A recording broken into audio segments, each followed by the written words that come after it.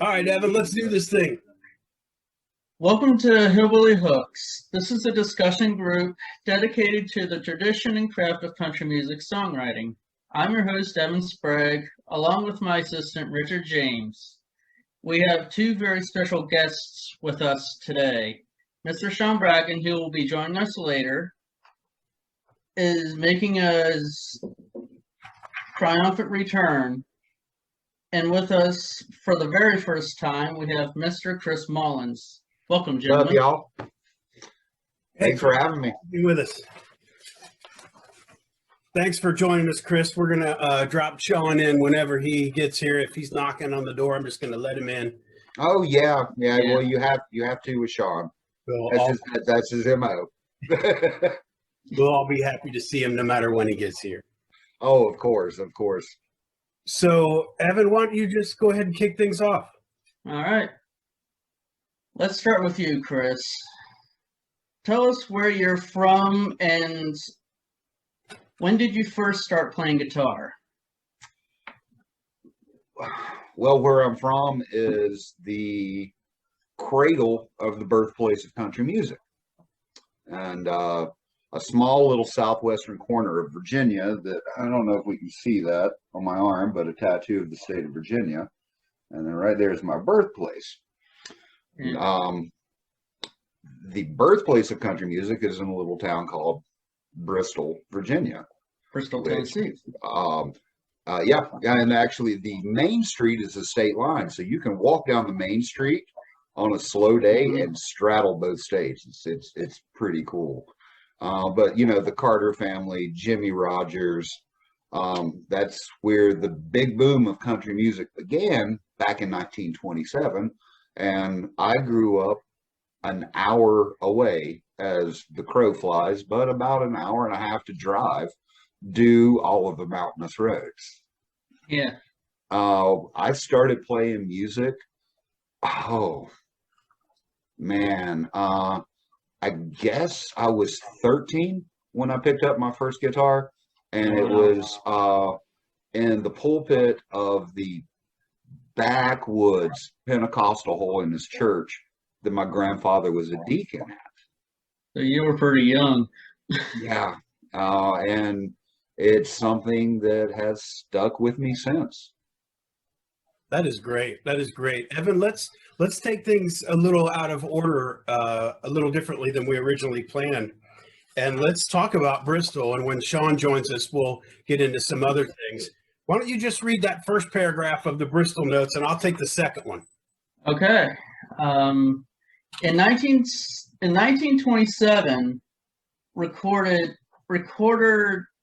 producer Ralph Peer began recording local musicians in Bristol, Tennessee, to attempt to capture the regional sounds of traditional folk music in the area. The Carter family came from nearby Macy Spring, Virginia, to audition for Peer, who was seeking new talent for RCA Victor Records. They received $50 for each song they recorded.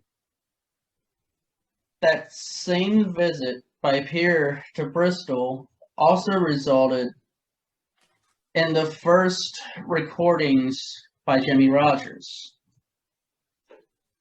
Since 1994, the Birthplace of Country Music Alliance has promoted the city as a destination to learn about country music and the city's role in the creation of an entire music genre. It was August 1st of 2014 that the museum opened in Bristol, Virginia. That is the Birthplace of Country Music Museum. And that is there to commemorate the historical significance of those Bristol sessions. The museum features a 24,000 square foot building that houses space for special exhibits, a performance theater, and a radio station. Evan, you got one more thing you wanted to add to that, right?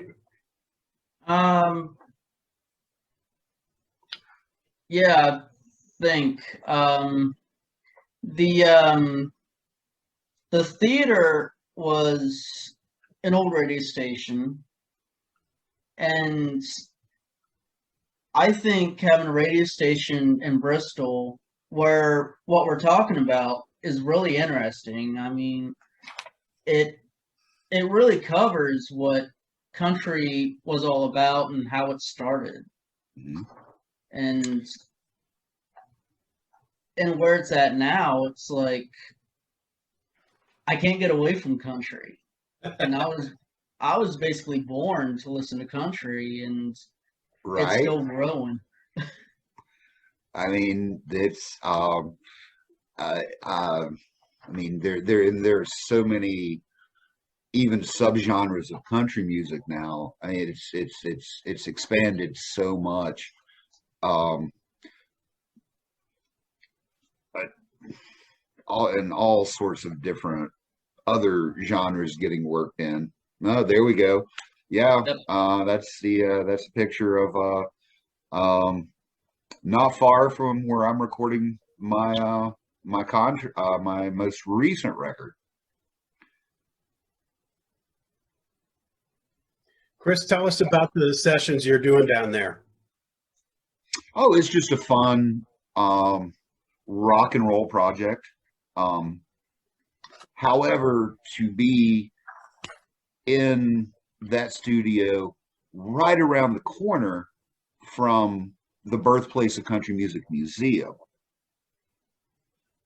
to be able to peruse that space and in off time be able to listen to the radio station, which WBCM, you can just look it up right on Google, Birthplace of Country Music Radio, great nonprofit radio station. And it's just a nice vibe. It's a small city, but to be in that studio right around the corner from what is recognized as the actual birthplace of country music is just, there are a lot of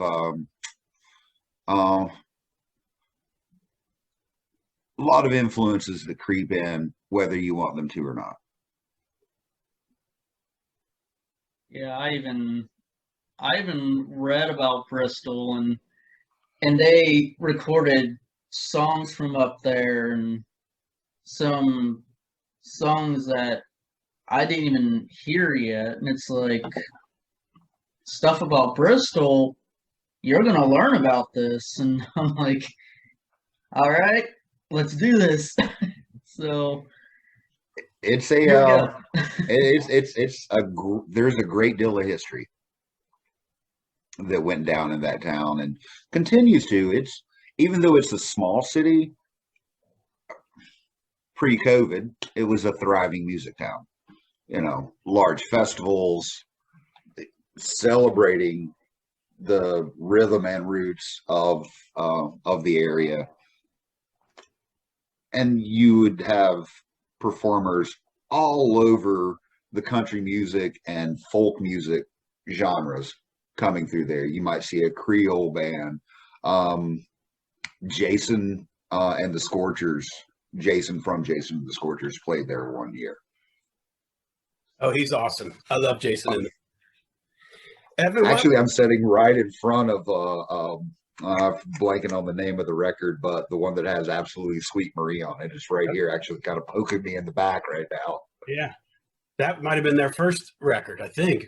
I believe so. First or second. Oh, Why don't we wrap up this first chapter here, Evan, and ask our viewers to stick around for more. all right. Thanks for being with us, Chris. Oh, you're very welcome.